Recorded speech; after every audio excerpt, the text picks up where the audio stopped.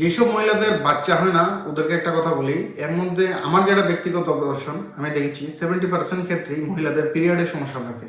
মাসিকটা regular লেভেলে ঠিকঠাকভাবে হয় না, ঠিক টাইম মতো হয় না এবং প্রপারভাবে হয় না। তো তারা সারা জীবন হরমোনাল ট্যাবলেট খেয়েই যায়, কোনো রেজাল্ট আসে না ম্যাক্সিমাম ক্ষেত্রে, শুধু ঘুরতেই থাকে। তারপর অন্য কোনো প্রসেস অ্যাপ্লাই করতে হয়। যাদের বাচ্চা হয়তো হয়, যাদের হয় না তারা শুধু দুঃখই করতে থাকে। তো তাদের জন্য এই কথাটা বলছি, যেসব মহিলাদের বাচ্চা হয় না, পিরিয়ডের সমস্যা আছে, আমার কথাটা ভালোভাবে শুনুন। প্রথম কথা, যে খাওয়া দাওয়ার যে সিস্টেম আমি বলি সেভাবে মেনে চলবেন। আর একটা প্রধান ওষুধের কথা বলছি, সেটা আপনার বাড়ির আশেপাশে আসবে, একটু কষ্ট করে খেতে হবে। সেই ওষুধটা হচ্ছে বট গাছের পাতা, মিডিয়াম সাইজের। প্রত্যেক দিন একটা করে মিডিয়াম সাইজের বট গাছের পাতা মুখে নিয়ে চিবিয়ে খাবেন খালি পেটে। তারপর 1 গ্লাস হালকা গরম জল খেয়ে নেবেন। 3 মাস অবধি কন্টিনিউ করুন।